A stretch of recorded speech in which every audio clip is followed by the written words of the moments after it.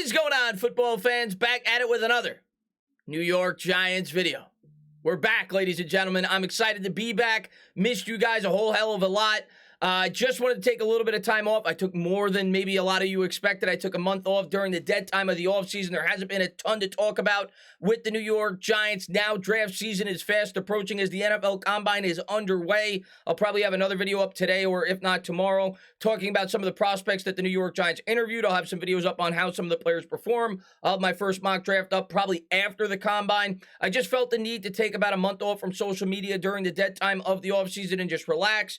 And I guess recharge the batteries for the offseason for the New York Giants, something I'm very excited about. We all know it's a very important offseason for the New York Giants. They have the 5th and 7th overall pick. We have a new regime now with Joe Schoen in charge at the general manager position, and I expect the New York Giants to have a lot of wholesale changes with this football team. Now, a lot of people have asked me, what is the perfect offseason in terms of free agency for the New York Giants over the last couple of months with Joe Schoen now aboard? And a lot of you guys may think this is boring, but I'm going to be excited if the New York Giants basically do little to nothing in free agency. I think that's what the New York Giants have to do. And based off of everything that Joe Schoen has said, that is what I expect. That's not to say that they're not going to sign people. Of course, you need to fill out the roster, but don't expect the New York Giants to go out there and spend on multi-year contracts. They're not in a place to do that. I think they're trying to clear up the salary cap space for the following year and the future for this football team, and I expect the New York Giants to let a lot of these veterans go and get compensation picks back.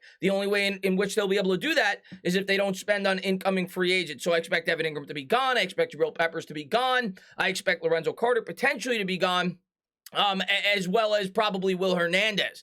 In terms of some of the cuts, well, some of the cuts have already been underway for the Giants. Of course, about a month ago, Joe Schoen came out after getting the job and came out with a bold statement in which he said that he wanted to cut $40 million off the books for the New York Giants. At the time, the New York Giants had approximately negative $10 million in salary cap space. Might have been about negative 12. He wanted to shave off 40, to which some fans may say, wow, they're going to have $25 or $30 million to spend in free agency. That's not the way it's going to work. Of course, 12 or 15 of that approximately is going to go towards the draft. Of course, the New York Giants could trade down, and maybe it'll be a little bit cheaper if they go that route. But regardless, a lot of that money is going to have to go towards the draft, and I expect the New York Giants to fill a couple of minor holes with the leftover free agency money with some of the guys that leave the football team. And I'll have a video up on some of the free agents that the New York Giants could look to bring in, but don't expect the New York Giants to go out there and spend in the method in which they did last year when they brought in guys like Adoree Jackson and Kenny Golladay. It's simply not in the budget, and I think the Giants are trying to start to build this team up the way that they see fit, and it's going to be an interesting season. It's going to be a season in which I go into with limited expectations in terms of the wins and losses. I'm going to go in with a realistic approach, but I'm going to want to see progression, and I'm going to want to see a clear vision with Brian Daboll and Joe Schoen, and I'm super excited to see how the offseason gets underway. I just want to say thank you to all you guys for all the support you guys always show on the channel. Thank you for all the well wishes. Probably should have told you guys I was going to take a little time off in the future. I will. I didn't want you guys to be worried about me. A number of content creators reached out to me over the last couple of weeks. I just needed to take some time off, guys. That's all. I'm excited to be back. I'm excited to be talking New York Giants football. We'll probably be live in a week or so talking about the performances of the Combine, talking about some of the impending free agents that the New York Giants may be looking to acquire, and we're going to have a lot of offseason content on the channel. I'm going to try to do daily videos for you guys. Going to have a lot of draft simulations, mock drafts, so on and so forth, as draft season is really heating up now with the NFL Combine. But let's talk about some of the players the New York Giants have already cut, and let's talk about some of the rumors that have been going around the league into which players the New York Giants still may be looking to cut. Like I said, remember that $40 million price tag of what Joe Schoen said that he was going to be looking to shed off of this year's roster. Well, so far, they've only gotten rid of about $7 million.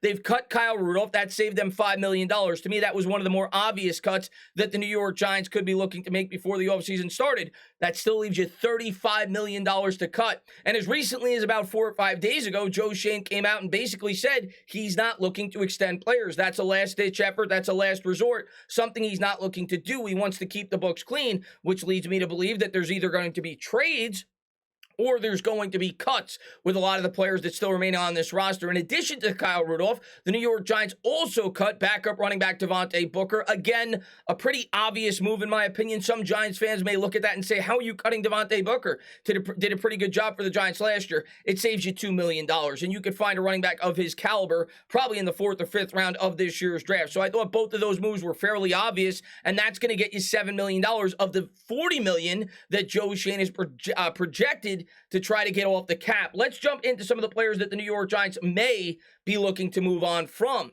In addition to that, this came out from Ryan Dunleavy of the New York Post. Giants asked Sterling Shepard to take a significant pay cut. A source tells me how it would affect the salary cap. I'll tell you right now how it would affect the salary cap without even diving into the article. I know what Sterling Shepard is due. I think he was due about $12 to $13 million on this year's cap. If they were to cut him, it was going to save them, I think, $4.5 million if I'm not mistaken. He was going to be an $8.5 million dead cap hit.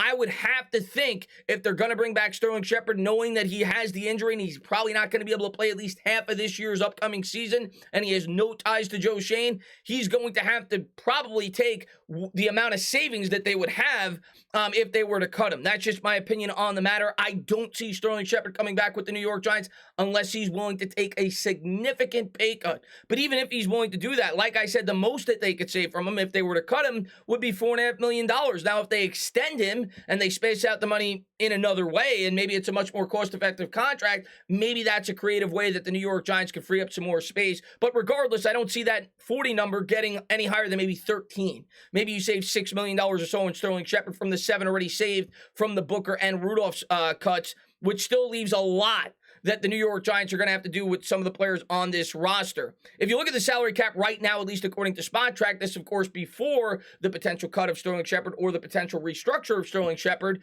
they are still, if you look on the bottom of that, negative $5.8 million in salary cap space. And like I said, $15 million alone or thereabouts, maybe 12, it's an estimate, is going to go towards this year's draft. So they still have to do a lot more to this year's roster if they're not going to restructure contracts, which Joe Schoen has basically come out and said he is not going to do. So if you look at some of the more prominent players on this current roster, and I've done videos on this in the past, but the most obvious names are going to be James Bradbury, which would save you $12 million if you were to cut him or potentially look to trade him. Kenny Golladay, you're not going to be able to cut. The same for Adoree Jackson due to his cap hit. The other big name is Blake Martinez. If Martinez was going to come back, I would have to think he would have to take a severe pay cut to come back with the New York Giants, and we'll see if that is what he will ultimately have to do. I don't think he'd be able to get that $14 million a year on the open market due to the fact he's coming off the injury that he sustained. So maybe Martinez will be back for a much cheaper contract in this upcoming season. If he's not willing to do that, I would think they'd move on for $8.5 million there. The other obvious name to me is Riley Dixon, who I didn't even, actually he's right there on the bottom, that would save you about $2.8 million. There's a couple of other smaller moves that the New York Giants could make as well. Guys like Julian Love, for example, that would actually save you $2.6 million.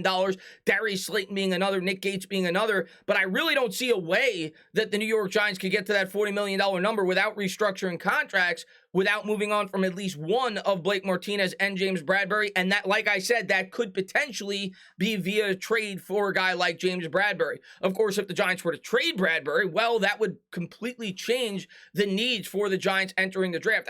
I would probably say the cornerback would be our biggest need going into the draft if you were to move on from a guy like James Bradbury, coming from an organization like the Buffalo Bills where they prioritize secondary, not to mention you have Don Wink Martindale, which is clearly evident, needs strong coverage in the defense that the New York Giants are going to run, being he is as blitz happy as he is. I would think the New York Giants would look to target a cornerback if they were to move on from James Bradbury this upcoming offseason. That doesn't mean they will. We'll have to wait and see. In terms of the potential cost, we'll get into that as well, at least according to Dan Duggan from some sources that he's heard at the Combine in Indianapolis, in terms of the draft capital that they may be able to receive for guys like Saquon Barkley and James Bradbury. This coming out from an ESPN article, I believe it was written by Jordan Renan, was also on NFL.com.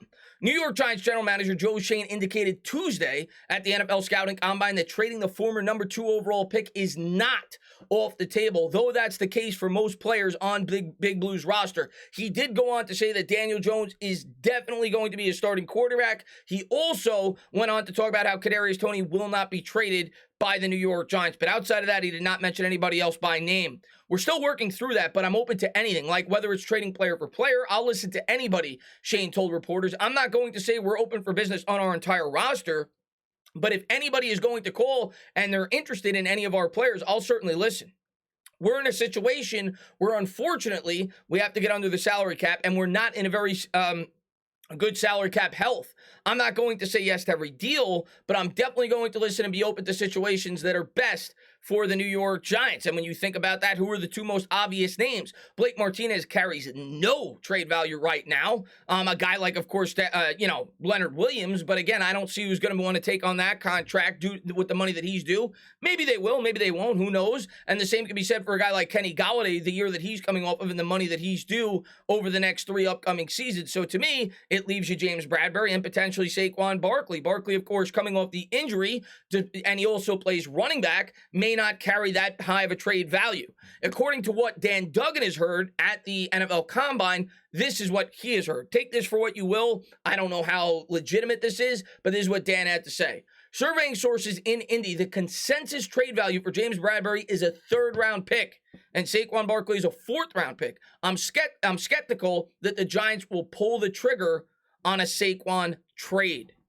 Here's what I'll say. First things first with James Bradberry. If I get a 3rd-round pick for James Bradberry and I know I'm going to save $12 million if I were to trade him because I still have to take on that dead cap hit, I'm probably willing to do it. And I think James Bradberry is a good player. As a matter of fact, I think he's a very good player. James Bradberry got a lot better over the second half of last year's season. He started off slow over the first 3 or 4 games. We all remember the Washington game where he got completely cooked against Terry McLaurin. But I think he's a good cornerback. I don't know how well he necessarily fits this incoming scheme, but he's a guy with no ties to Joe Schoen, and he's a guy that's due a ton of money that's approaching the age of 30 probably by the end of this season, if I'm not mistaken. And if the New York Giants don't think that James Bradberry is going to be in the long-term plans, well, if you could get a 3rd-round pick for him, that might be the move that the New York Giants look to take. You get a 3rd-round pick and you shed yourself of $12 million on this year's upcoming cap. So I think that could make a ton of sense. As far as Barkley goes, if the Giants get a 4th-round pick for Barkley, I suppose it's possible. We don't know. Like I said, Joe Schoen has no ties to Barkley either. And I don't think Barkley's going to be in the long-term plans of this football team. I think Shane's going to look to prioritize the offensive line, like he said numerous times, and he's going to try to build a running back by committee-like approach. That is the way at least I foresee the New York Giants offense long-term. Maybe I'll be mistaken. Maybe Barkley will be here long-term. I fully recognize he's a fan favorite. I love Saquon Barkley, but I also acknowledge he has no ties to the incoming GM. I still don't think, kind of like Dan Duggan said, that the New York Giants will trade Saquon Barkley before the year starts. I think the plan will be, let's improve the offensive line, and hopefully Saquon Barkley can have a big year and upgrade his trade value, and then maybe you start to entertain offers for something that may be a little bit better than, say, a 4th-round pick. As far as Bradbury goes, I do think that is something that is very possible. I'm not telling you it's going to happen. I'm not even telling you that I expect it to happen, but would I be surprised at all with the salary cap problems that the New York Giants have if they're able to get a 3rd-round pick for James Bradbury, which you have to think they're going to be able to get? There's a lot of contending teams out there that could use a cornerback, the Cincinnati Bengals being one of them. I would think the New York Giants would have to entertain that offer to save $12 million on this year's cap, get more draft capital, plus the comp picks you'll be receiving from the guys that I figure will be not be back with this New York Giants football team. I'm excited for the offseason. I'm excited to see what happens and tell you guys what the biggest draft needs are going to be for the New York Giants as the offseason fast approaches. I'm not going to be able to fully answer that until I see what we do in free agency, which players leave, which players come in. But I can tell you right now, what I'm looking at is the offensive line, the edge rusher position, the middle linebacker position, and potentially the cornerback spot if James Bradberry were to move on from the New York Giants. I can't wait to see how it all plays out. Like I said, I'll probably have a video up either later today or tomorrow on some of the prospects that the New York Giants reportedly interviewed at the NFL Draft Combine. A couple of tight ends on that list, which is another big need for this football team with the departure of Kyle Rudolph and what we expect, probably the departure from Evan Ingram as well. Can't wait to see how it all plays out. As always, guys, if you liked what you watched, please subscribe. Drop a comment. Maybe give me a little thumbs up. Cheers.